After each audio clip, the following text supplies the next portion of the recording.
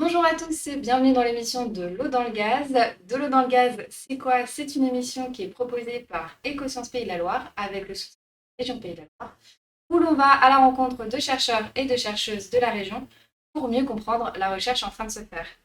Je suis Maïna, je serai votre voix tout au long de cette émission, donc si vous avez des questions, n'hésitez pas à les poser dans le chat. Aujourd'hui, je suis avec Nicolas Monchel Bonjour. d'avoir accepté cette invitation. Nicolas, vous êtes directeur de recherche CNRS au laboratoire de planétologie et de géosciences de l'université Le Mans Université l'Université d'Angers. Et CNRS. Et CNRS, j'ai dit que vous étiez directeur. Voilà. Oui, mais c'est. Il faut préciser que Voilà. c'est aussi CNRS. Et vous travaillez notamment à l'étude des données rapportées par le rover martien Persévérance. On va en parler aujourd'hui. Et dont votre équipe a contribué à calibrer les instruments de mesure.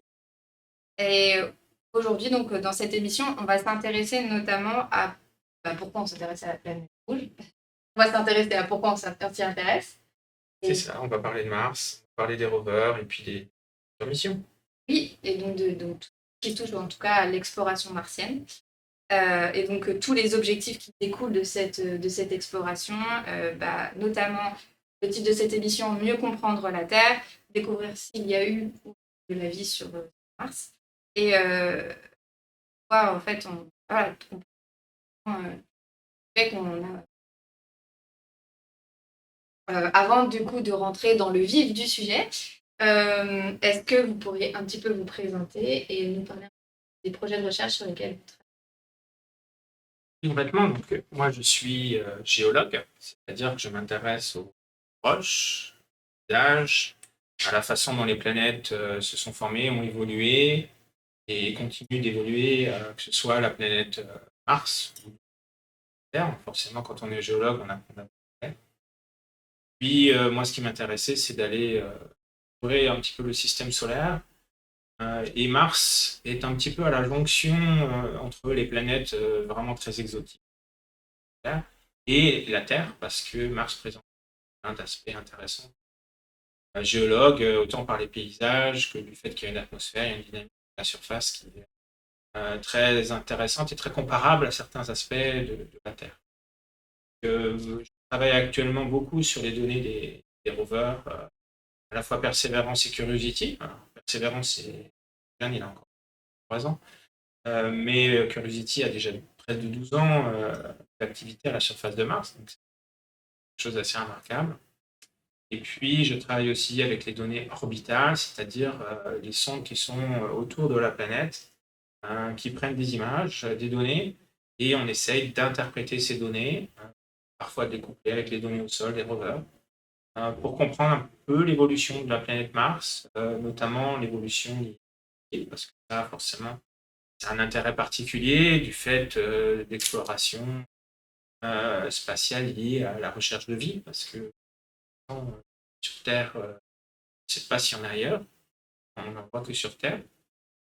S'il y a de la vie ailleurs, sur Mars, on essaie de chercher des traces de vie. Ce n'est pas forcément mon rôle, moi en tant que géologue, c'est plus de comprendre l'environnement et l'évolution de la planète Mars. L'environnement, il était favorable à la formation de la vie dans le passé, avec des lacs, des rivières. Voilà un petit peu le tableau de départ de l'exploration de Mars. Ça va être mais ça eh ben, donc la géologie de la Terre, vous allez récupérer des informations, comment ça se passe à partir. Alors, les données, en fait, on est à la fois à la source des données, c'est-à-dire que, par exemple, pour les rovers, tous les jours, on programme les instruments du rover. On programme également sa destination. On décide tous ensemble de la destination d'un rover et on va recevoir, en fait, le rover va prendre pas les échantillons, mais les analyser en tout cas, analyser les roches, il va prendre les données, et ces données, on les recevra en fait, quelques heures après. Donc le surlendemain, voire le lendemain déjà, on peut analyser ces données. Et ça nous permet d'avancer tous les jours. En fait, on a des nouvelles qui nous arrivent de sur la chimie d'une roche, paysages qui varient, les strates géologiques, d'où elles proviennent. Et donc voilà, ça c'est un travail de un petit peu tous les jours. Ok. Et du coup, ça, c'est un travail donc, au LPG que vous faites. Et il y a d'autres laboratoires où vous travaillez en partenariat sur... Alors complètement, c'est évidemment la recherche spatiale, quelque chose qu'on ne fait pas dans son coin, dans son laboratoire, c'est quelque chose qui nécessite des collaborations internationales. Donc les rovers Perseverance et Curiosity, c'est une collaboration avec les États-Unis d'abord, puisque c'est eux qui font les rovers. Et j'ai la chance de participer depuis 20 ans maintenant, à une collaboration très active avec le centre de Toulouse, laboratoire IRAP notamment, qui a développé les instruments ChemCam et SuperCam, qui sont à la fois sur Curiosity et Perseverance. Et ces instruments permettent d'avoir la chimie de la roche, de prendre des images et donc d'analyser les roches de la surface de Mars. Et même à l'échelle française, ben, on a 2 laboratoires à Nantes et à Toulouse, mais il y a également d'autres laboratoires en région parisienne, à Lyon, à différents endroits de la France qui collaborent. Et on travaille essentiellement en réseau, c'est-à-dire qu'on profite des méthodes modernes de téléconférence pour travailler en réseau avec nos collègues français, mais aussi avec les Américains, puisque la programmation des rovers, en fait, on n'a pas besoin d'aller ça depuis le labo, voire depuis chez soi, parce que ça se fait tard le soir, l'heure américaine. Et ben, on est à des téléconférences, on est souvent 70-80 en ligne. Donc les décisions qu'on prend sont discutées et débattues en fonction de nouvelles observations, en fonction des décisions prises dans les groupes de travail. Et donc ça, c'est quelque chose qui se fait tous les jours, plusieurs visioconférences, tous les jours pour faire avancer un rover à la surface. Donc maintenant, la question qu'on pose, c'est un petit peu, un peu les origines de cette expérience. Pourquoi quelle question? Ça remonte quand même un siècle à pouvoir envoyer des... Oui, oui, oui, tout à fait. Alors peut-être qu'on peut projeter Ouais, on peut peut-être passer... une image pour montrer la planète dans son ensemble. Alors, ça, c'est le petit rover Persévérance qu'on a vu dont on a parlé. On va en reparler tout à l'heure. Et voilà la planète Mars. Et alors ça, c'est une vision du télescope Hubble. Donc c'est une vision qui date déjà, mais qui représente un peu la planète Mars telle qu'on peut la voir depuis la Terre avec un très bon télescope. Si vous avez un télescope chez vous, vous pouvez voir Mars, pas comme ça, mais on peut voir la calotte polaire qu'on voit au nord, avec une petite tache blanche, et on peut voir la tache sombre qui est au milieu de la planète, là en l'occurrence Syrtis Major. On peut voir certaines taches sombres et les calottes polaires avec un petit télescope, donc c'est déjà intéressant à regarder soi-même. Puis ensuite, Mars, c'est aussi la planète la plus proche du système solaire, donc de ce fait-là, elle est quand même plus accessible que d'autres. On peut y aller en 6 mois à peu près, 7-8 mois avec les sondes spatiales. Et quand on regarde la planète Mars, elle a déjà rien qu'au niveau global des choses intéressantes à nous montrer. Parce que ces calottes polaires, on sait depuis plus d'une centaine d'années qu'il y a de la glace d'eau. Pas seulement, il y a aussi de la glace carbonique, la glace de CO2 en fait, parce que l'atmosphère qui est très riche en gaz carbonique, en fait, il fait tellement froid que même le gaz carbonique peut se condenser au pôle. Donc on a du givre saisonnier de glace carbonique, on a une petite calotte de glace carbonique, et surtout on a une calotte très épaisse qui est résiduelle, c'est-à-dire qu'elle est permanente, qui fait 3 km d'épaisseur, donc un peu comme l'Antarctique si vous voulez. On a au pôle martien cette calotte de glace d'eau qui montre que c'est une planète où l'eau a un rôle. Et rien que ça, ça a incité les premières sondes planétaires à se diriger vers Mars. C'est la planète la plus proche. On voit qu'il y a des calottes polaires, tout ça. Même les astronomes avaient déjà montré leur intérêt. D'ailleurs, c'est là, au 19e siècle, a commencé un petit peu toute l'idée des martiens même, puisque les astronomes, avec leur télescope, voyaient des choses qui leur disaient que Mars était un peu dynamique à la surface. Alors, ce qu'ils voyaient, c'est sûrement des phénomènes atmosphériques, y compris la variation de calotte saisonnière. Il n'y a pas à chercher de martiens aujourd'hui, on cherche plutôt des bactéries. Mais si on cherche des bactéries, c'est parce que Mars est quand même un environnement qui n'est pas forcément si loin de la Terre. Peut-être aujourd'hui c'est très froid, mais dans le passé ça a été Oui. On va en reparler tout à l'heure, c'était plus favorable. Et donc cette atmosphère qu'on voit, on voit aussi des nuages un petit peu iridescents sur la gauche, un petit peu blanches vers l'équateur. Donc on a de l'atmosphère sur Mars, même si elle est plus ténue. 6 hectopascales, c'est à peu près 150 fois moins que sur Terre. Mais néanmoins, il y a des nuages, il y a de la glace d'eau qui se condense, qui fait du givre dans les hautes latitudes. Donc on a une dynamique de la surface qui est intéressante à suivre. Quand je vous parlais de glace, regardez sur ces deux images, on a des langues glaciaires. C'est des langues glaciaires qui sont observées à des latitudes moyennes. On est à 40 degrés nord au sud. Donc on est dans des latitudes finalement comme la France. Il fait encore très froid sur Mars, puisqu'on passe de moins 120 au pôle à moins 70, moins 80 en moyenne, aux moyennes latitudes. Oui. Sachant que il peut faire plus chaud le jour, mais c'est surtout la nuit qui fait très froid. C'est un peu comme, j'imagine que c'est très extrême, mais un peu comme le désert où il peut faire assez chaud. Oui, exactement. Mars, c'est ça, c'est un désert poussé à l'extrême, c'est-à-dire que les températures le jour peuvent monter à 0 degré, mais à 4 heures, il fait déjà moins 40. Ah oui. Et puis dès qu'il fait nuit, il fait moins 70, moins 80. Et donc, au pôle, quand il fait nuit tout le temps, puisqu'il y a une obliquité en fait sur Mars, qui est comme la Terre, c'est-à-dire qu'il y a des saisons.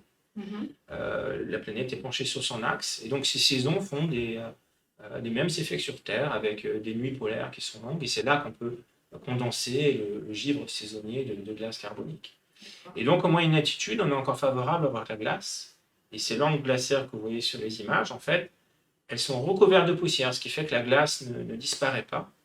En fait, sur Mars, aux latitudes moyennes et basses, la glace a tendance à disparaître parce que l'atmosphère est très sèche.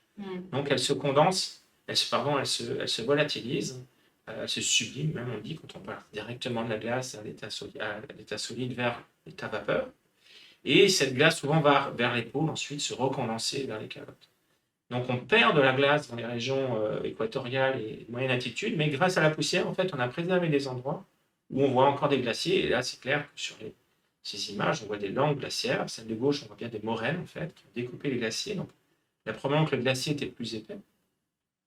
Et à droite, on voit une langue glaciaire, en forme de lobe, qui est tout à fait caractéristique de ce qu'on peut voir dans ces latitudes-là. Et là, on sait avec des radars, d'ailleurs, orbitaux, on sait qu'à l'intérieur, on a de la glace d'eau. On sait qu'on a 80% de glace d'eau à l'intérieur, mais à quelques mètres de profondeur. Donc, elle n'émerge pas à la surface.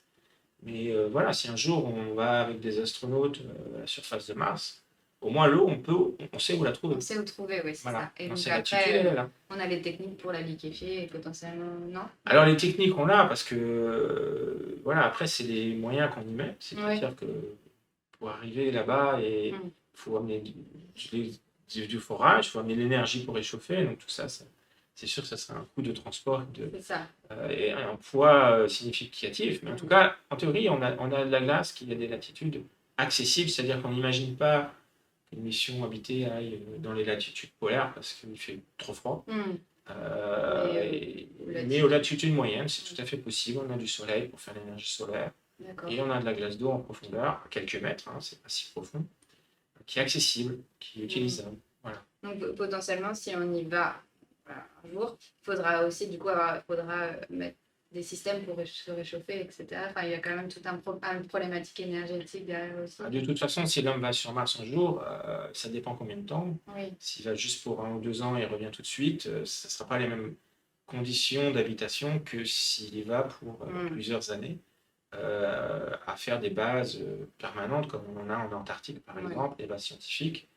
Donc là, on n'en est pas là, c'est sûr. Oui, c'est sûr. Mais voilà. J'imagine oui, j'imagine que, on n'y en est pas là, mais on y réfléchit d'une manière ou d'une autre. Si on en parle, c'est qu'il y a quand même. Oui, alors c'est une vaste question. L'homme sur Mars, c'est encore peut-être loin, et peut-être qu'on a d'autres choses à faire avant sur Terre. Ça, c'est toujours un problème un peu existentiel, mais l'un n'empêche pas l'autre. Voilà. Par contre, aller sur Mars à une grande colonie d'un coup, c'est complètement impossible. On parle là de missions scientifiques à quelques astronautes qui vont un peu étudier la planète de près, comme le font les scientifiques en Antarctique. En fait, on peut comparer ça à ce type d'exploration. Donc en fait, on s'intéresse à cette planète-là notamment parce que du coup, on a découvert qu'il y avait de l'eau, c'est ça. Et donc on s'est dit potentiellement il y a de la vie. C'est un peu, on a fait une espèce de, ou alors est-ce que c'est, voilà, on a commencé à se dire, voilà, il y a des similarités avec la Terre, en fait, un peu, c'était ça l'idée. Oui, oui, alors je peux vous montrer une autre image qui est un peu plus loin. On va passer celle-là. Rien de grave si on n'a pas tout discuté. Euh, voilà, sur la partie gauche, vous avez une image. Vous avez des cratères d'impact, c'est des petits ronds en dépression. Donc ça, c'est des météores qui viennent frapper la surface de la planète. Ça, c'est utile, les météores, parce que les cratères, quand on compte leur distribution, on peut donner un âge. Et là, c'est un terrain qui a plus de 3 milliards d'années. Donc sur Mars, on a plus de la moitié des terrains qui ont plus de 3 milliards d'années. Et dans ces terrains, on voit ce genre de figures morphologiques. Si vous voyez ce que c'est, vous avez du bas en haut, une pente, et vous avez des petites vallées qui se rejoignent. Ces petites vallées qui se rejoignent, c'est un réseau hydrographique. Sauf qu'il n'y a plus d'eau actuellement, bien sûr. Tout ça est recouvert de poussière, les vallées sont remplies de sable, mais on a encore ce réseau visible. Là, ça nous montre qu'il y a eu de l'eau liquide. C'est plus juste de la glace des glaciers, c'est vraiment de l'eau liquide. Et donc ça couvre une partie de la surface des terrains anciens. Combien de temps? On ne sait pas. Sous quel format? C'est-à-dire, est-ce que c'est de la neige qui a fondu? Est-ce que c'était vraiment des pluies intenses? On ne sait pas non plus. C'est des questions qui sont en cours d'étude. Ce n'est pas forcément évident à répondre parce que une fois que l'eau s'est écoulée, on n'a plus forcément les traces de tous les phénomènes. Et donc, on va reparler tout à l'heure avec les rovers, c'est le genre de traces qu'on essaie aussi de comprendre à la surface. Et sur l'image de droite, vous avez un terrain qu'on appelle sédimentaire, c'est-à-dire que à gauche, vous avez l'érosion par les rivières, et à droite, vous avez la sédimentation, qui est peut-être liée aux rivières ou à d'autres phénomènes. Mais ce qu'on sait, c'est que on connaît la minéralogie des strates qu'on voit. Les strates, pour vous dire, elles font quelques mètres d'épaisseur. Hein, c'est vraiment quelque chose qu'on a aussi sur Terre, des strates métriques comme ça. Et elles contiennent des minéraux hydratés qu'on appelle, nous, techniquement, des phyllosilicates. C'est un terme de géologue. Je vais vous l'expliquer, ne vous inquiétez pas. C'est des silicates. Les silicates, c'est des roches. Et en feuillet. Philo, c'est des feuillets. Et en fait, des silicates qui sont en feuillet, ça s'appelle, communément dans notre langage, des argileux. Et des minéraux argileux qui sont dans des sédiments à la surface de Mars montrent que ces sédiments se sont formés sous l'eau ou avec de l'eau pour avoir ce type de minéraux. L'argile, on en trouve dans la boue sur Terre. Donc, voilà, c'est le genre d'environnement qui est commun. Alors, là aussi, sous quel climat, on ne sait pas. Peut-être qu'il a fallu qu'il fasse à la fois chaud et humide assez longtemps. Peut-être que c'est juste des petits épisodes un peu interglaciaires, un petit peu comme on a nous en ce moment dans les périodes glaciaires. On a 60 000 ans de périodes glaciaires, on a 10 000 ans, 20 000 ans d'interglaciaires. Peut-être que Mars ancien était un petit peu sous ce régime-là, climatique, avec des périodes pas très longues, mais intensément chaudes et humides qui ont permis de faire ces argiles à la surface. Donc l'un dans l'autre, il y a eu de l'eau à la surface, ça s'est écoulé, elle a formé des dépôts. C'est que Mars n'était pas forcément très différent de la Terre. Et donc, je crois que c'est. Ah, regardez, ça, c'est une rivière qui est méandriforme. Donc, on a sur Mars cette preuve que certaines rivières faisaient des méandres comme sur Terre. Alors, ne vous y trompez pas, vous voyez bien, la rivière a l'air en relief. C'est normal. Tout à fait. C'est normal d'être en relief parce que c'est un relief inversé. En fait, la rivière a été formée avec des sédiments résistants et elle a résisté à l'érosion et donc on voit le chenal de manière inversée. Ça s'appelle une inversion de relief. C'est assez fréquent sur Mars, mais ça nous permet d'avoir des belles images de chenaux sinueux qui tracent là aussi des épisodes aqueux. Et voilà, la raison pour laquelle Mars nous intéresse, c'est qu'il y a 3,5-4 milliards d'années, voilà à quoi ça pouvait ressembler. Alors, je garde le point d'interrogation sur l'image de droite parce que, évidemment, c'est une image reconstituée. On a rempli la topographie d'eau, mais on ne sait pas si c'est un océan. On suppose qu'il y a eu un océan et on sait qu'il y a eu des lacs parce que ça, on en a des preuves. Des preuves comme, je vous ai montré rapidement, des beaux deltas. Vous voyez sur l'image de gauche, on a un delta à la surface de Mars qui fait quelques kilomètres. Sur l'image de droite, on a un autre delta. Là aussi, il faut s'imaginer qu'il y avait de l'eau. Par exemple, sur l'image de droite, vous pouvez avoir de l'eau jusqu'au rebord de ce delta. Il est en plein milieu, vous voyez, ça fait une terrasse toute plate, avec un front qui est assez abrupt. Et ça, c'est tout à fait typique de delta, c'est-à-dire que ce n'est pas un sédiment sec qui va permettre de faire ce genre de morphologie. Ce n'est pas non plus une rivière sans lac, c'est une rivière où on a besoin d'un lac pour faire ce type de morphologie. Donc on sait qu'il y a eu des lacs, on sait qu'il y a de l'eau liquide. Et donc maintenant, la question de savoir comment était Mars il y a 3,5 milliards d'années. Est-ce qu'il y avait des océans, beaucoup d'eau, très longtemps? Et évidemment, je sais que sur Terre, la vie s'est formée à cette période-là. On a des traces de bactéries qui ont 3,5 milliards d'années. Question de savoir, est-ce qu'à cette période-là, la vie sur Mars se formait tout comme elle se formait sur Terre? Ça, c'est vraiment la question numéro 1 de l'exploration martienne. D'accord. Et du coup, potentiellement, peut-être essayer de comprendre pourquoi enfin, la vie s'est formée telle qu'elle est sur Terre et pourquoi pas sur Mars. J'imagine qu'il y a quand même. Enfin, là, on sait, on se doute que c'est pas possible de vivre enfin, de la vie telle que nous on la connaît aujourd'hui sur Terre. Elle est impossible sur Mars, mais Alors, enfin, on ne sait pas. on sait qu'à l'époque sur Terre, on en était à des bactéries et on restait sous forme de bactéries parce que l'évolution martienne, avec de l'eau liquide, elle s'est arrêtée à peu près 3 milliards d'années. Donc on imagine que si la vie a démarré comme sur Terre, avec des bactéries, elle est restée sous forme de bactéries. Elle n'est jamais allée plus loin. Donc c'est ça, c'est qu'elle n'a pas évolué. Elle n'a pas pu évoluer comme sur Terre parce que Mars était un peu mis au congélateur, si on veut. Par contre, comme c'est mis au congélateur, quelque part, pour la préservation, c'est plutôt bien. Donc on va chercher des traces préservées dans les sédiments très anciens. Tout comme on va chercher des fossiles sur Terre, dans les sédiments.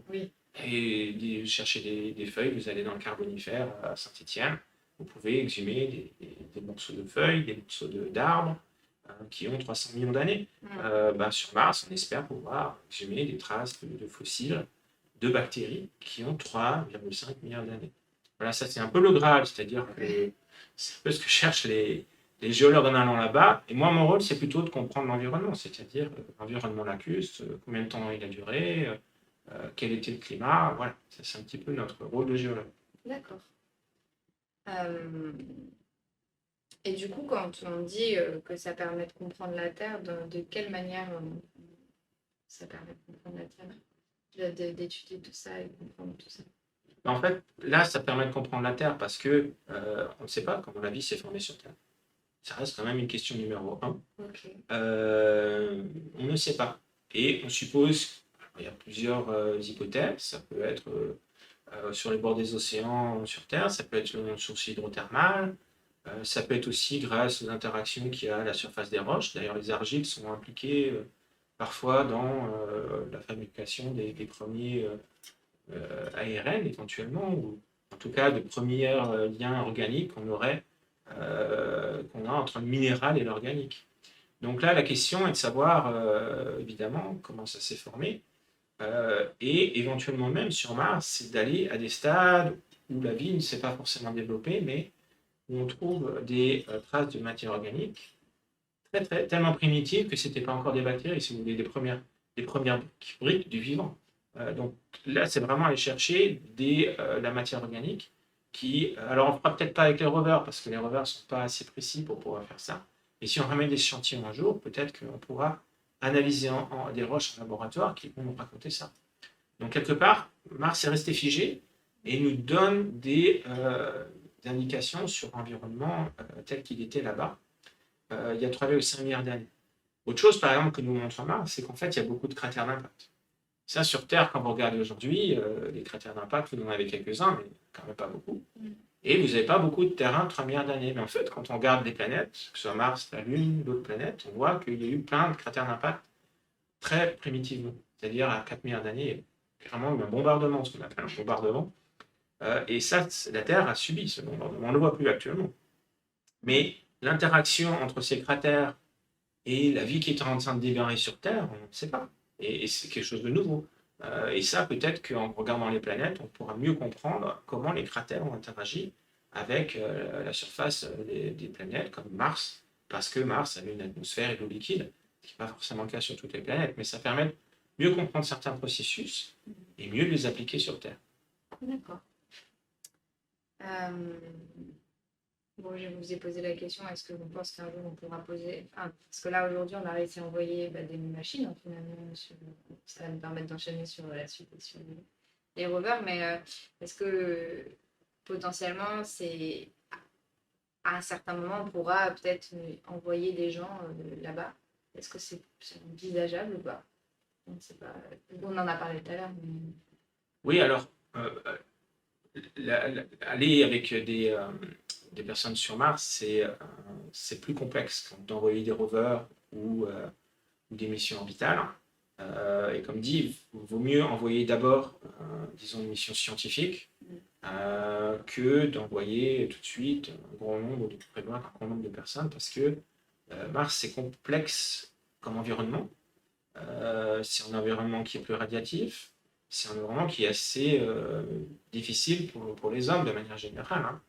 On peut prendre quelques arguments. Je crois que j'ai dû mettre quelques slides. Ça va potentiellement avoir des conséquences sur les hommes, enfin, physiquement aussi, j'imagine, sur l'humain. Oui, tout à fait. On pourra revenir sur le rover tout à l'heure. Par exemple, prenons les données du rover Curiosity. Curiosity avait à bord un instrument qui s'appelle RAD, de radiation, qui mesure les radiations.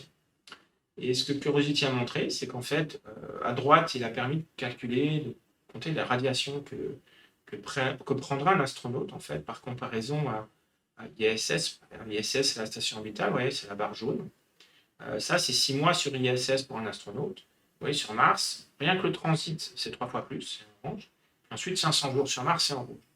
Donc déjà, si vous faites un aller-retour sur Mars, vous prenez autant de radiation que de passer plusieurs années sur l'ISS.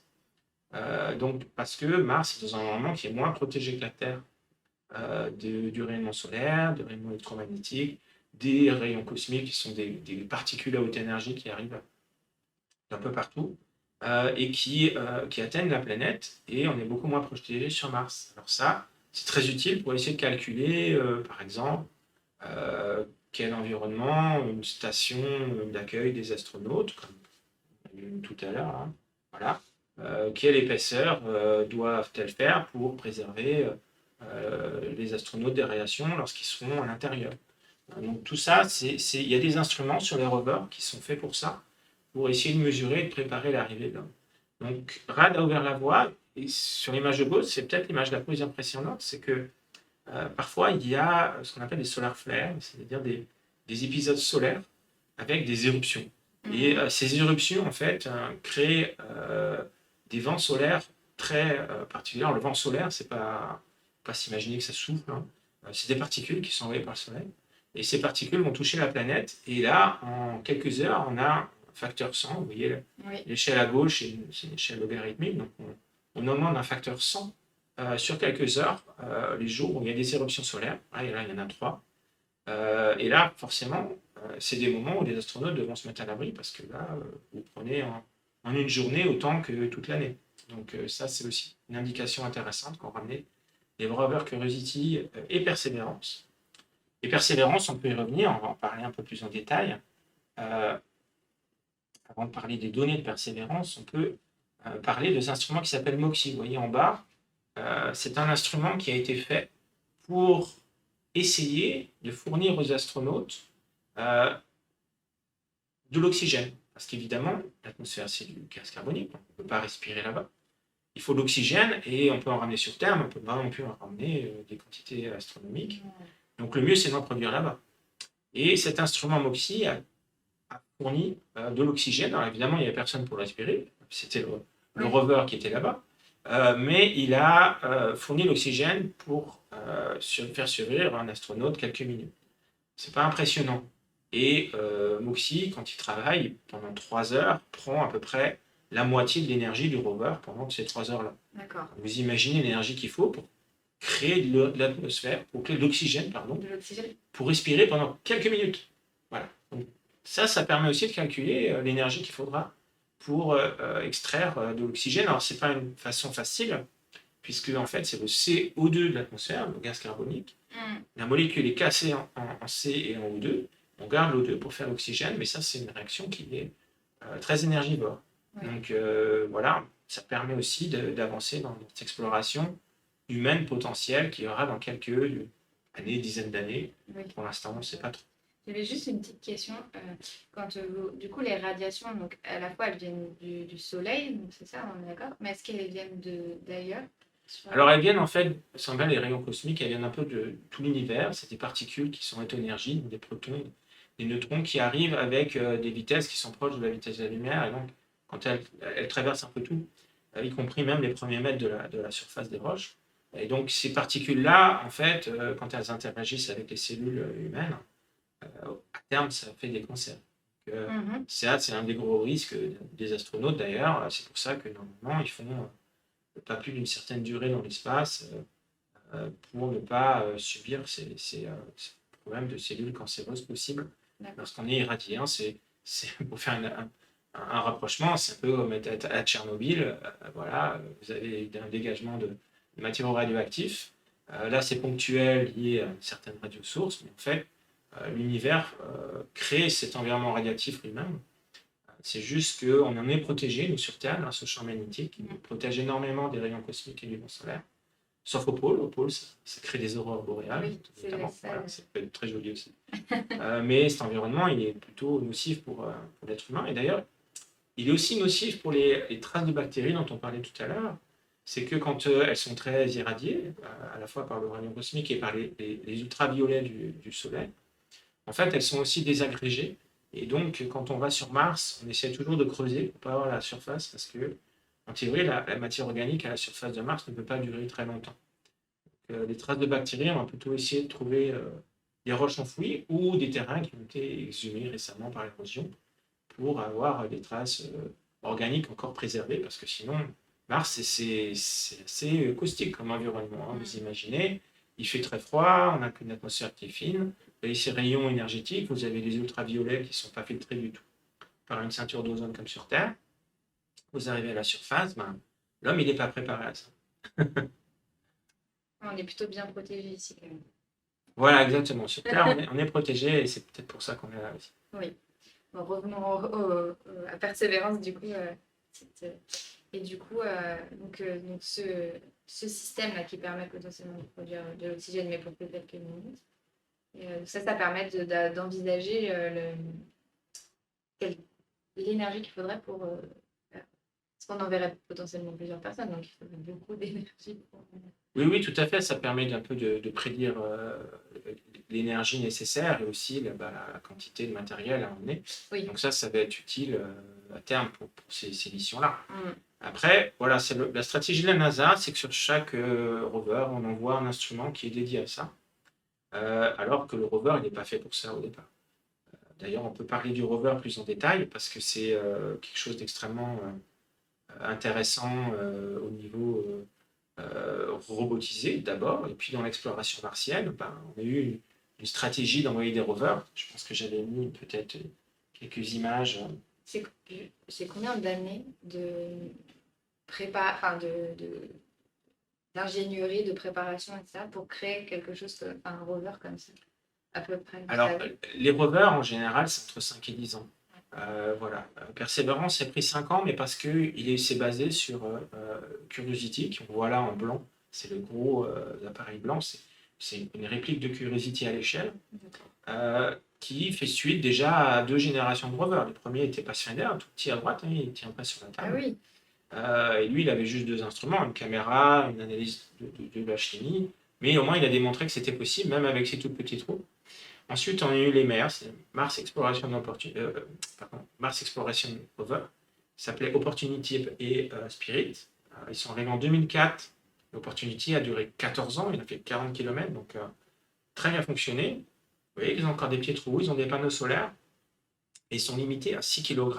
Ce qu'on appelle payload, en fait, c'est la quantité d'instruments. Vous voyez, les rovers, en fait, c'est comme des pieds de voiture, et avec des passagers. Les instruments, c'est les passagers, ils font quelques kilos. Le rover, il fait 200 kg pour Opportunity. Pour Curiosity, qui est à gauche, il fait 900 kg. Et les instruments font 70. Un petit peu comme des passagers dans une voiture. D'accord. Et parce que il faut des roues, il faut l'habitacle, enfin tout ce qui est... Voilà, la source d'énergie. Alors vous voyez qu'aussi la source d'énergie elle a changé entre Opportunity et Curiosity, c'est-à-dire qu'on a des panneaux solaires sur les images de droite. Puis ensuite, Curiosity a besoin de beaucoup plus d'énergie. On n'a pas mis des panneaux solaires parce qu'ils auraient été beaucoup trop grands pour le rover.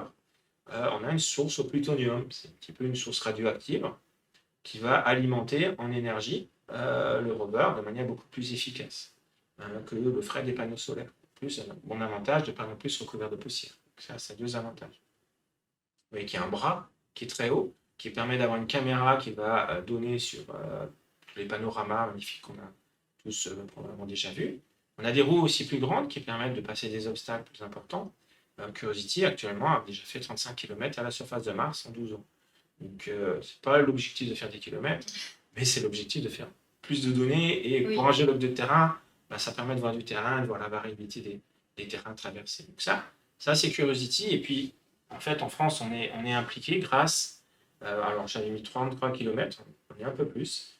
On a fait 700 mètres de différence d'altitude, hein, parce qu'on est le long de ce grand mont qui s'appelle le mont Sharp, qui fait près de 5 km de haut.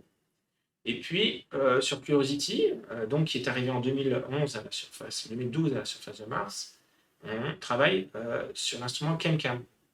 ChemCam, en fait, il est dans le haut du Mars, une petite boîte blanche qu'on voit en haut avec une caméra. Et c'est aussi un laser. Et ce laser permet de tirer sur les roches. Alors, on voit le petit document à droite.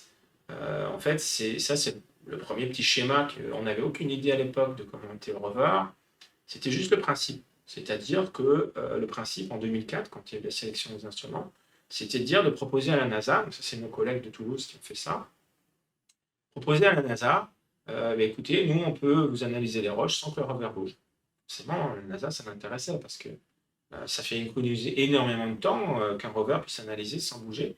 On le fait avec les caméras visibles, mais avoir la chimie de la roche en détail, ça c'était nouveau et bluffant. Et donc, depuis la sélection ChemCam, vous parliez d'un temps nécessaire à former les instruments et les rovers. Typiquement, ça a commencé en 2004 pour un lancement en 2011, donc ça a pris 7 ans. Le développement à la fois du rover en parallèle et de l'instrument qui était en France et aux États-Unis, puis c'est un instrument franco-américain. Et on a fait plus de 900 000 tirs laser depuis. Donc on tire pas qu'une fois, on tire plusieurs fois sur la roche pour avoir une bonne composition. Oui, vous dites là, il y a 3000. 3000, pardon, c'était de l'anglais. J'allais traduire, mais. C'était des cibles, voilà. 3000 cibles martiennes. C'est des roches ou des sables, ou du sol à la surface. Et là, ça nous donne une composition, tout le long du trajet du rover, en fait, on peut reconstituer toute la composition chimique de la roche. Donc ça, pour nous, géologues, c'est l'idéal. On a les images et on a la chimie, on peut savoir ce que c'est. Parce que du coup, en fait, alors, donc là, la chimie, c'est récupéré à travers le laser, non, c'est ça? Alors, le laser tire à la surface de la roche, il crée ce qu'on appelle un plasma. Et le plasma, en fait, ça fait de la lumière. Et quand il se refroidit, le plasma, ça fait de la lumière qui envoie des photons vers la source, vers là où on a envoyé le laser, mais derrière, il y a une fibre optique qui récupère cette lumière. Et il y a des spectromètres. Et donc, c'est les spectromètres qui vont analyser ce plasma, la lumière de ce plasma. Et la roche, tous les éléments chimiques qu'il y a dedans ont, lorsqu'on tire dessus avec le laser, des longueurs d'onde différentes. Et ces longueurs d'onde récupérées avec les spectromètres vont nous permettre de dégager tous les éléments, l'aluminium, le silicium, le fer, même certains éléments mineurs, le titane. Ah oui, c'est une vraie prouesse technique. Alors c'est complètement, c'est une technique qui est connue depuis plus de 50 ans, mais qui n'avait jamais été appliquée sur les sondes spatiales. Et donc, oui, c'est une prouesse parce qu'on peut faire ça à plusieurs mètres. Et Super Perseverance, le nouveau rover, en fait, on a le même instrument amélioré et on peut tirer même jusqu'à 10 mètres, on a d'ailleurs de la composition, alors qu'au départ, ChemCam, c'est juste quelques mètres. D'accord. Et donc là, ça vous fait quand même énormément de données à traiter et à analyser. C'est quand même... Alors oui, nos étudiants sont contents, ils ont de quoi travailler. Et effectivement, on a une base de données qui commence à devenir substantielle de tous les terrains martiens qui ont été traversés par Curiosity. Et puis maintenant aussi par Perseverance dans ce nouveau site d'ATSA de G0. Et du coup, je vous laisse continuer. Mais... Alors, je vais quand même vous montrer les magnifiques paysages de. Et donc ça, c'est des images que Curiosity a pris. Voilà, ça c'est les images de panoramique de Curiosity. Donc c'est un assemblage d'images. Hein. Il y a toujours une mosaïque de quelques dizaines d'images. Vous voyez, pour le géologue, il y a plusieurs sources d'intérêt. On parlait tout à l'heure de comparer à la Terre. Là, vous mettez 3 palmiers au premier plan, vous pensez au Maroc, hein, il n'y a pas de problème. C'est vrai. C'est vrai, ouais. Alors, j'avoue, l'image a été un petit peu améliorée pour pouvoir contraster des roches, ce qui fait que le ciel apparaît un peu bleu. Ce qui n'est pas du tout... Ce n'est pas le cas en général, on est plutôt dans un ciel laiteux un peu orange. De toute façon, il faut... Enfin, je veux dire, le ciel bleu vient du reflet, c'est pas... C'est pas, si on a le ciel bleu, nous, c'est parce qu'il y a une histoire de reflet. Alors, c'est la diffusion dans l'atmosphère. Mais en même temps, sur Mars, c'est vrai que c'est la poussière dans l'atmosphère qui crée le Ouais. ciel laiteux orange. Mais quand on améliore l'image en faisant un petit peu juste un simple blanc, ça permet d'améliorer les couleurs des roches. Et ça, pour nous, c'est très utile. Oui. Et puis, ben voilà, le corollaire, c'est que le ciel se bleuit aussi. Vous voyez, les roches au premier plan, en fait, sont des roches sédimentées par des rivières. Ouais. Et progressivement, quand on s'éloigne, en fait, maintenant, le rover, vous voyez les collines tout au fond. Wow. D'abord, Oui. vous avez ce paysage noir qui est sur le trajet. Ça, c'est des dunes de sable qui se trouvent sur le trajet. On a fait le tour de ces dunes et maintenant, de l'autre côté de ces dunes sombres, on a commencé à grimper les collines qu'on voit au loin. Là, on est à 25 km d'où est le rover actuellement. Donc, Et qui va quand même assez. Enfin, il y a combien de temps qui s'est écoulé entre cette image et. Enfin, Alors là, il y a plusieurs années, puisque ça s'était pris il y a maintenant près de 10 ans. Ah oui. Voilà, donc il a quand même fallu du temps. De manière générale, le rover ne va pas vite. Alors, nous, géologues, on aime pour que ça aille trop vite parce que sinon, on va louper les choses. Oui. Donc, c'est pas forcément bien. Maintenant, le rover, on lui dit d'aller à un endroit, par exemple à 100 mètres, c'est faisable. On ne peut pas lui dire d'aller à 1 kilomètre. Il faut qu'on le fasse en plusieurs étapes. Et quand on a des terrains comme ce qu'il y a devant, ben, on est obligé de faire le tour. Quand il y a des roches, on fait le tour par le côté, on utilise des chemins un petit peu de traverse. Donc, selon les endroits, on s'adapte, ça peut faire 30 mètres, 40 mètres. Avec persévérance, on a la capacité d'aller encore plus loin. Et un seul drive, comme on dit en anglais, c'est 300 mètres. On peut arriver jusqu'à 300 mètres. Donc ça, c'est déjà assez rapide. Même si il faut 3 heures pour faire 300 mètres, 100 mètres à l'heure, on peut dire c'est un peu comme une tortue. Mais au moins, ça évite d'avoir des accidents. Oui, puisque là, c'est quand même un terrain un peu. Enfin, c'est complexe, quoi. Pour se déplacer, j'imagine qu'il y a des risques aussi. Voilà, le risque, il est pris à moitié par, disons, le personnel du JPL à la NASA. Le JPL, c'est le Jet Propulsion Laboratory à la NASA qui a construit, le rover et qui sait très bien comment naviguer à la surface de Mars. Ils connaissent les terrains et nous, géologues, des fois, on leur dit on aimerait aller à cet endroit-là, mais on est bien conscient que là, il y a beaucoup de cailloux, ça va être dur, donc ils nous disent on peut faire le tour, on va accéder par l'autre côté, est-ce que ça vous convient? Donc il y a cette discussion entre scientifiques et ingénieurs pour savoir comment accéder à un affleurement le mieux possible, pour ensuite non seulement l'analyser avec ChemCam ou SuperCam à distance, mais aussi avec le bras pour poser le bras et avoir des mesures de la roche de très près. D'accord. En tout cas, je suis impressionnée par la qualité de cette image, même si vous dites qu'elle a été un peu améliorée. Les images sont magnifiques et vous pouvez aller sur les sites de la NASA ou même du CNES. Vous avez des centaines d'images comme ça qui montrent les paysages qu'on traverse. C'est vrai qu'on a quand même atteint une technique en termes d'image de l'espace et là, même pour Mars. Complètement, et en plus on a la chance avec l'autre instrument du rover Perseverance qui nous intéresse. ChemCam, c'était sur Curiosity, donc qui est sur Mars depuis 12 ans, et il y a SuperCam que vous voyez là, en plein milieu. SuperCam, c'est l'instrument franco-américain qui est à l'image de ChemCam, c'est-à-dire qu'il est en haut du mât, une petite boîte blanche, et qui a une caméra, là aussi, qui est couplée avec un laser et aussi d'autres spectromètres qui font la minéralogie. La caméra est encore de meilleure qualité que ce qu'il y a eu avec ChemCam, elle est une caméra couleur. Et ce qui était bluffant, c'est que quand on est arrivé dans ce site qui s'appelle G0 Cratère, donc on a un site d'atterrissage propice près d'un cône sédimentaire, en fait, on avait cette image à gauche. Cette image en haut à gauche, elle était prise à 2 km, c'est-à-dire depuis le site d'atterrissage. Ah oui. Et ça, c'est grâce à la caméra de SuperCam. Si vous voulez, SuperCam a une caméra qui a à peu près les propriétés d'un zoom de 600 mm, c'est-à-dire ce que vous utilisez pour regarder les oiseaux, par exemple, si vous faites de l'ornitho. Voilà, c'est à peu près équivalent. Et donc, on a cette image qui nous est parvenue. C'est aussi une mosaïque, une vingtaine d'images. Elle nous est parvenue dans les premiers jours. Et là, forcément, le géologue que je suis, ça lui parle, parce que c'est le genre de strates qu'on voit sur Terre dans un environnement très particulier, qui est un environnement lacustre. C'est-à-dire comme l'image de droite, qui est un sketch en fait pris d'un bouquin de géologie classique. Il vous montre des strates qui arrivent à droite, c'est un peu imaginer la Camargue avec des rivières qui arrivent.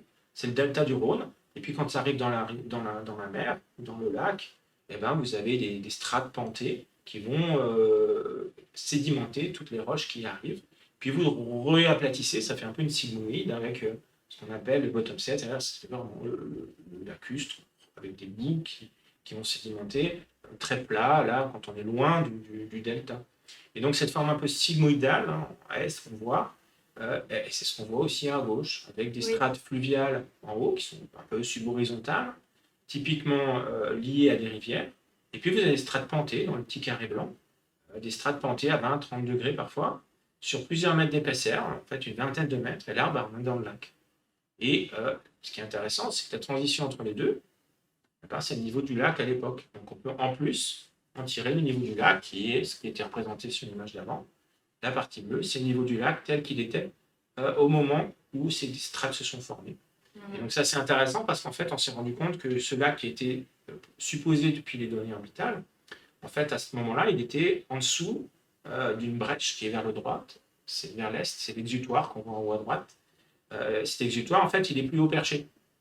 Donc là, on a formé ces dépôts sédimentaires, voilà en haut à gauche, alors qu'on est dans un lac fermé, et ça permet une incidence, parce que ça veut dire que le flux d'eau ne devait pas être extraordinaire pour ne pas avoir monté l'eau, on était plutôt dans la descente d'eau, on a peut-être eu des évaporites, des sels, qui se sont formés sous cette condition-là, parce qu'on était en période où on perdait de l'eau, elle s'évaporait. Donc ça, c'était pour nous très intéressant, et ça, vous voyez, on a pu le faire à 2 km de distance sans bouger. Et donc depuis, on a bougé, et on est allé sur les strates au bord de ces sédiments. Alors, pas les mêmes parce que cette butte témoin que je vous ai montrée, elle n'est pas sur le chemin du rover et elle n'est pas accessible facilement. Par contre, sur le front du delta principal, on est allé analyser des données. Sur l'image de droite, vous avez au fond, vous allez retrouver un petit peu ces strates horizontales en haut, pentées à gauche dans la pente. Et ça, c'est typique du delta. Et à la base, on a des sédiments fins. Et ce que vous voyez là, ce qui est clair, en fait, qui a été foré sur la gauche. Vous voyez que c'est très clair. Et en fait, il y a dedans des minéraux comme, je vous ai parlé des fils de silicate, des argiles. Ces argiles, c'est des minéraux très fins. Et des sulfates. Les sulfates, ce sont des sels de soufre. Et donc, en fait, on a un environnement favorable ici pour montrer qu'à la fois, on est dans des conditions géologiques qui correspondent à un lac, on est dans le lac, et en plus, on a des minéraux de type argile et sulfate qui ont sédimenté dans ce lac, voire même sous évaporation pour certaines de ces sulfates. Donc ça, c'est des strates extraordinaires parce que c'est des strates qui ont pu enregistrer l'environnement. Et donc, nous, ce qu'on peut faire là-bas, on a la minéralogie, la chimie, on peut analyser des choses, mais on ne peut pas les analyser autant en détail que des laboratoires sur Terre. Donc, on a pris des échantillons et on espère que ces échantillons qui sont collectés sur Persévérance vont revenir un jour sur Terre pour qu'on puisse les analyser en laboratoire. Et là, ça va être beaucoup plus précis que ce qu'on peut faire à la surface de Mars. Oui, parce que pour l'instant, vous avez finalement des images, des données, quelques données d'analyse, mais en fait, finalement, concrètement, c'est plus facile, ce serait mieux si on accélère. En fait, ce qu'on a, c'est de données de minéralogie, donc on a les minéraux. Quand on a observé, quoi. Voilà, par exemple, on a pu, sur la trace blanche que vous voyez sur l'image de gauche, on a pu mettre un microscope, avoir des données plus résolues sur la chimie et la minéralogie. Et ce qui confirme d'ailleurs ce que vous voyez Supercam avec des sulfates et des argiles. Mais s'il y a de la matière organique, on ne va pas la voir très précisément, surtout s'il n'y en a pas beaucoup. Par contre, de récupérer l'échantillon des années sur Terre permet d'analyser quelques milligrammes dans des microscopes électroniques. Et là, forcément, on n'a plus du tout les mêmes conditions que ce qu'on a avec un rover. Donc là, on passerait un saut d'échelle en termes d'analyse chimique de la roche. Et potentiellement, c'est possible qu'elle revienne avec ces échantillons-là? Alors, Persévérance ne reviendra pas avec ces échantillons, ce n'est pas l'objectif. Lui, il les collecte. Mais il y a une mission qui est en train de se monter qui s'appelle le roteur d'échantillons sur Mars, MSR, Mars Sample Return, qui est complexe, c'est-à-dire qu'elle coûte cher déjà. Elle est entre plusieurs agences, entre la NASA et l'ESA, l'agence européenne. Et elle est en plusieurs segments, c'est-à-dire que Persévérance collecte, mais il devra apporter cet échantillon à une mission qui va atterrir. Et cette mission qui atterrit, cette plateforme va avoir une fusée qui va devoir repartir avec l'échantillon. Donc il va falloir ramener l'échantillon à cette fusée. Il faut que la fusée parte correctement et ensuite qu'elle arrive en orbite autour de Mars. Et en orbite autour de Mars, c'est un orbiteur qui va capturer les échantillons pour les ramener ensuite vers la Terre. Donc ça, c'est complexe, ça n'a jamais été fait. Les échantillons d'astéroïdes, par exemple, qui sont ramenés sur Terre quand ça existe, c'est beaucoup plus facile parce que sur un astéroïde, il n'y a pas de gravité. Donc on se ramène à la surface et puis on va échapper très facilement.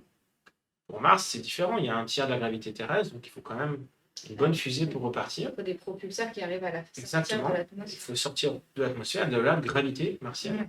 Et donc là, il y a besoin d'avoir une énergie. Et donc ça n'a jamais été fait. Mais on peut se dire que les retours d'échantillons, pour les astronautes, c'est intéressant parce que ça permet de montrer qu'on peut ramener quelque chose de Mars. Donc, le jour où on envoie des astronautes, on sera content de savoir qu'on peut le faire. Oui. Voilà, donc c'est aussi un premier pas pour le prochain envoi d'hommes sur Mars. Mais là, si on effectivement récupère ces échantillons, on en a potentiellement une trentaine. Pour l'instant, on en a collecté 26. Ces échantillons vont ouvrir une nouvelle ère dans l'exploration de Mars. Parce que, regardez Apollo, pour les missions lunaires, dans les années 70, les astronautes ont ramené 300 kg de roches sur Terre. Mais les géologues continuent de travailler avec. Ouais. Parce qu'en fait, les techniques évoluent en laboratoire. Et donc, on peut reprendre des échantillons d'Apollo, les analyser plus en détail grâce à ces techniques, et retrouver des choses qui n'avaient pas été vues jusqu'à présent. Apollo, les échantillons, ça représente à peu près 10 000 articles scientifiques, et ça a complètement changé la face de la Lune. C'est-à-dire que maintenant, on sait que la Lune s'est formée avec un impact avec la Terre, on connaît sa composition, on connaît énormément de choses sur la Lune qu'on ne connaît pas sur Mars. Et donc là, Mars, ces échantillons permettraient d'aller dans une autre dimension pour la compréhension de l'évolution de Mars, autant les sédiments que la croûte ancienne. On va essayer d'échantillonner dans les prochains mois avec Persévérance. D'accord. Donc là, c'est ce projet d'aller chercher des échantillons, voilà, c'est en cours, mais on n'est pas encore... La mission est en cours de définition, et elle a un problème budgétaire, notamment à la NASA, de manière surprenante en fait. C'est chez eux que ça coince un peu, notamment parce que les missions Artemis qui vont sur la Lune coûtent très cher. Donc ils sont obligés un petit peu de remettre leur budget en route. Et donc là, c'est vraiment en cours de définition. Le problème, c'est qu'avec Persévérance, nous, on est déjà bien avancé. Donc il faudrait savoir sous quel format cette mission va réellement aller sur Mars un jour, pour être sûr, voilà, soit que Persévérance soit encore fonctionnel lorsqu'il aura rapporté l'échantillon, soit qu'on laisse l'échantillon à un endroit déterminé qui soit ensuite ramené sur la Terre. Voilà, il y a une petite concurrence, je ne vous le cache pas, parce que les Chinois sont en train de faire une mission de retour d'échantillon qui prévoit pour 2029, où ils vont récupérer à la surface l'échantillon, mais eux, ils ne vont pas faire ça de manière très complexe comme nous, c'est-à-dire ils ne vont pas forcément investiguer plusieurs unités géologiques avec un rover. Ils vont se poser, prendre un échantillon et puis repartir. Donc c'est une complexité qui est moindre. C'est un intérêt géologique qui sera moindre, mais néanmoins, s'ils le font les premiers... ils ont un avantage quand même. Ils ont psychologiquement un petit peu dépassé la NASA sur certains points. Donc là, c'est pour ça qu'il y a une petite compétition internationale là, oui, on est un pour peu, le retour d'échantillons de Mars. On trouve un peu cette compétition sur voilà, la guerre, entre guillemets, la guerre de l'espace avec qui sera le premier à aller dans l'espace. Oui, voilà, après, qui sera le premier à aller sur la Lune, les enjeux ne sont plus les mêmes. Non, j'imagine, mais il y a un côté, effectivement, compétition spatiale qui existe. Voilà, on voit bien qu'il y a quand même des investissements très très importants pour ça, quoi. Voilà, je vous dirais que c'est devenu une mauvaise raison. Oui. C'est-à-dire qu'on préfère qu'il y ait une collaboration internationale pour faire des belles retours, des belles expériences spatiales. Mais pour l'instant, voilà, on a encore cette petite compétition. Cela dit, entre la NASA et l'Europe, ça se passe très bien en général, les collaborations pour envoyer soit des instruments, comme pour nous avec Supercam, soit d'autres instruments, puisque sur le rover, en fait, si on regarde le nouveau rover, Supercam est franco-américain, mais MEDA est un instrument qui est fait en Espagne essentiellement avec les Américains, et vous avez un radar qui s'appelle RIMFAX qui est sous le rover, qui est construit à la fois par la Norvège et les États-Unis. Donc il y a plusieurs collaborations internationales, même juste sur le rover en fait. Sur un rover, il y a pas mal de pays impliqués déjà à ce niveau-là. Finalement, il y a tout intérêt à collaborer de manière internationale, puisque... ça coûtera moins cher à chaque pays, respectivement. Ça coûtera moins cher, et puis il y a aussi l'expertise que chacun apporte aussi, parce que vous parlez de Supercam, c'était une idée... le laser, c'était une idée française. Il y a aussi tout l'intérêt d'apporter de nouvelles idées qui viennent d'ailleurs. J'imagine que c'est ça, tout l'intérêt de la collaboration. Tout à fait. Après, si les Américains pouvaient tout faire eux-mêmes... Ils sont, voilà. Oui, ils le feront. Mais en tout cas, c'est très intéressant aussi pour nous de travailler avec eux parce que ils ont une façon de fonctionner sur la façon de travailler, d'opérer, ce qu'on appelle opérer le rover, c'est de faire fonctionner, qui est très particulière, très fonctionnelle. Et pour nous, c'est vraiment intéressant de travailler avec des ingénieurs à l'autre bout de la ligne qui nous expliquent comment ça marche. Et voilà, telle ou telle chose, on peut le faire, telle ou telle chose, on ne peut pas. Mais si ça vous intéresse pour la science, ils sont toujours ouverts à essayer de trouver un autre moyen de faire les choses. Donc ça, faut reconnaître qu'ils sont très, très ouverts et très, très forts sur ce niveau-là. Et du coup, en termes de perspective, là, on en a un peu parlé. Donc, donc, aller chercher des échantillons, est-ce qu'il y a d'autres projets pour l'exploration martienne? Alors pour l'exploration martienne, on a à peu près un tournant là avec ces retours d'échantillons, c'est-à-dire que c'est quand même disons, l'objectif numéro un des missions des prochaines années pour la planète Mars. Après, il y a des petites missions qui veulent se faire. Par exemple, vous avez entendu parler d'Ingenuity, le petit hélicoptère de Persévérance, qui s'est craché il n'y a pas longtemps. Donc après 72 vols, c'était assez extraordinaire, parce qu'il devait en faire 5. En fait, la NASA est intéressée par faire des plus gros hélicoptères, des drones, en fait, avec des instruments, pas juste une caméra, mais des instruments pour aller analyser des endroits de Mars qui ne seraient pas accessibles à un rover, par exemple. Ça, c'est le genre de petites missions qui sont très utiles ponctuellement pour résoudre tel ou tel problème scientifique. Donc ça, puis en plus, c'est une technologie nouvelle, donc ça, c'est intéressant. Nouvelle pour les planètes, on connaît, on fait ça sur Terre, mais sur les planètes, c'est nouveau. Donc ça, c'est par exemple une petite mission qui peut se faire alors que la grosse mission sera les retours d'échantillons. Après, il y aura peut-être des missions qui seront en prévision de l'arrivée sur l'homme. Donc ça, peut-être qu'on va les lancer dans une dizaine d'années, mais pour l'instant, on est un petit peu dans cette phase intermédiaire où on attend de savoir ce qui se passe pour les retours d'échantillons. Et puis, nous, de notre côté, au laboratoire, on travaille sur d'autres missions planétaires, puisque l'Agence européenne travaille sur la mission qui s'appelle JUICE, qui est partie l'an dernier de Kourou, qui va aller vers les satellites de Jupiter, notamment Ganymède, Europe, Callisto, pour étudier ces satellites de manière plus précise. Ça, c'est une mission qui va nous aussi nous occuper au laboratoire dans les prochaines années, puisque là, elle est en transit, mais elle va arriver vers les années 2030 dans le système de Jupiter. Donc, oui, les missions spatiales, c'est sur long terme. Hein. Oui, parce que là, ça fait que c'est. On sait que ça met des années avant d'arriver à destination. Oui. On en a envoyé il y a des années qui viennent parfois tout juste d'arriver. C'est assez impressionnant.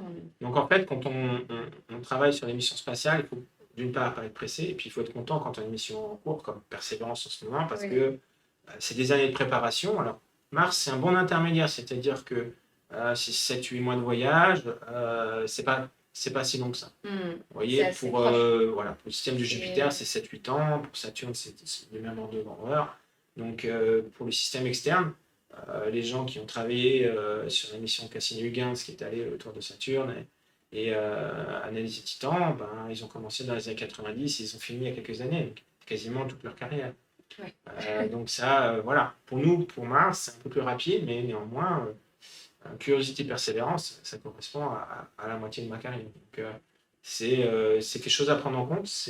C'est un peu différent de travailler sur terrain sur Terre, où on peut aller par exemple dans les Alpes et puis faire sur terrain en été et puis avoir fini quelques mois après. Il y a un équivalent dans le ciel solaire, c'est la Lune, parce que finalement, c'est pas loin. On peut y aller 2-3 jours. Et donc finalement, on nécessite un peu moins d'investissement, c'est moins cher, il y a encore de l'intérêt à aller sur la Lune. Mais on se rend compte avec les missions récentes que c'est pas si facile, parce qu'il y a plusieurs échecs. Et donc, le spatial, c'est pas simple. Non, c'est ça. Ce que j'allais dire. Même les privés s'en rendent compte maintenant parce que ça ne fonctionne pas toujours comme il veut. Parce que c'est vrai que la Lune, on dit souvent, mais on y est allé, pourquoi on n'y est pas retourné? Finalement, c'était pas si simple, c'était quand même. Je pense qu'on n'y est pas retourné parce qu'il n'y avait pas forcément besoin d'en savoir plus sur la Lune. On sait déjà beaucoup de choses et que on était plus intéressé par aller plus loin, comprendre mieux le système solaire dans son ensemble. Maintenant, la Lune, ça reste intéressant parce qu'elle est toute près. Et puis, c'est aussi un poste d'observation de Terre. Oui. Donc, stratégiquement, voilà, c'est intéressant.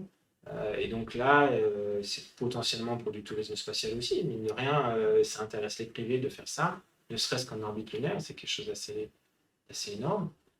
Donc il y a ce retour sur la Lune qui va se faire, mais on voit avec le décalage d'Artemis dans le temps, les complexités des lanceurs qui sont énormes, et que les entreprises privées n'arrivent pas forcément avec des succès là-bas.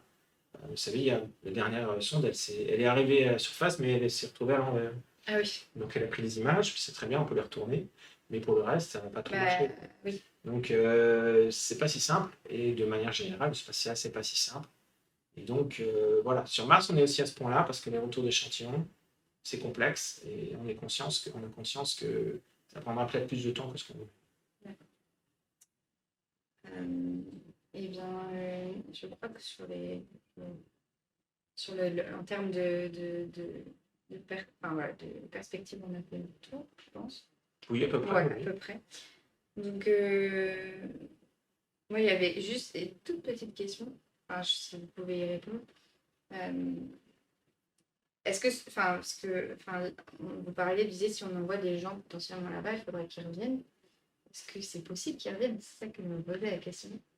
Ah oui, oui, ben Parce que moi, j'ai souvent entendu que bah, ce serait compliqué quand même. non, non. Si c'est une mission scientifique, c'est-à-dire avec 6 astronautes qui se posent, qui analysent la surface, qui restent dans l'orbitacle, qui repartent après, il faudra 2 ans. Parce que Mars tourne autour de 2 ans, autour du Soleil en 2 ans, et donc, comme la Terre n'a pas la même révolution, il faut 2 ans pour récupérer Mars et ramener les astronautes. Néanmoins, c'est possible de renvoyer, il faut juste qu'ils partent avec une fusée suffisamment puissante pour décoller. D'accord, Voilà. ok. Non, psychologiquement, c'est pas si simple que 2 ans, parce qu'on est loin, puis la communication, c'est pas pareil, c'est pas une seconde comme la Lune, c'est un quart d'heure, donc on peut pas discuter en direct de la même manière. Donc tout ça crée une vraie différence. Ce qui est pareil et réaliste, c'est d'envoyer vraiment beaucoup de gens d'un coup, parce qu'il n'y a pas les infrastructures. Alors évidemment, on a toutes ces images de Seul sur Mars, du champ de patates. Non, c'est pas si simple. Oui. Le sol martien, vous imaginez, certes, vous avez des minéraux, ça il y a. Par contre, il y a du chlore. Le chlore, c'est quand même ce qu'on utilise pour aseptiser, c'est quand même ce qu'on utilise pour éviter qu'il y ait de l'organique. Et il n'y a pas d'organique ou très très peu. Et donc, il n'y a pas de potasse, il n'y a pas de tous les éléments qu'on a besoin. Il faudrait l'enrichir, le sol martien, dans ces éléments-là, dans ces minéraux. Il faudrait aussi qu'il y ait des températures plus favorables, il faut réchauffer la surface. Donc, s'imaginer qu'on puisse faire des cultures martiennes comme ça en arrivant, paf, paf, paf, non. Ça ne va pas être si simple. Ouais. Donc peut-être qu'il y aura des premières petit peu études expérimentales, un peu comme on fait dans la Station spatiale internationale, où il y a des cultures régulièrement qui sont lancées pour voir comment réagit la pesanteur, voilà. Ça peut se faire sur Mars, mais d'ici à pouvoir alimenter les gens, on n'y est pas. Et donc les projets qu'il y a eu d'envoyer d'un coup une colonie sur Mars dans quelques années, c'est totalement irréaliste. Oui. C'est quelque chose qu'on va laisser à la science-fiction, et pour l'instant, on n'en est pas là. Oui, il y a quand même un imaginaire assez important autour de ça. Absolument. Mais en tout cas, j'imagine, enfin, on va conclure, je pense, pour cette émission. Mais en tout cas, tout ce qu'on a appris, c'est que voilà, aujourd'hui, on a quand même la capacité de collecter énormément de données et de les analyser. Ça nous donne quand même de nombreuses informations sur la planète. On a quand même fait des bons en avant. Enfin, j'ai l'impression quand même qu'il y a quand même des choses. Voilà. Le prochain serait potentiellement de récupérer les échantillons. Totalement, depuis 20 ans, on a compris énormément de choses de la planète Mars, notamment avec les 2 rovers Curiosity et Perseverance. Et c'est clair que maintenant, les retours d'échantillons nous amèneraient à un niveau au-delà de ce qu'on peut faire en robotisé sur Mars. Mais pour nous, géologues, ça nous va très bien en fait, de continuer à fonctionner avec des robots à la surface, parce que déjà, on pollue moins la planète. Si on arrivait avec des hommes, on aurait des problèmes aussi de bactéries qu'on emmène avec nous. On pourrait très bien polluer en bactéries à la surface de la Mars. Ces questions-là sont difficiles à résoudre. Sans le faire avec des robots, nous, ça très bien, et on apprend plein de choses tous les Merci beaucoup. Merci beaucoup pour cette présentation. Merci à vous d'avoir regardé cette émission. On se retrouve sur la chaîne d'Écosciences Mars, 13, avec moi-même, ou quel sujet d'actualité nous parlerons. Et puis, la prochaine émission de l'eau dans le gaz, ce sera avril. Vous pouvez rester au courant, à vous abonner à la chaîne. notre chaîne Twitch à notre... J'espère que ça vous a plu. Si vous avez raté cette émission, le replay sera disponible sur YouTube et sur Twitch. Voilà, merci beaucoup pour votre attention et puis à bientôt. Au revoir.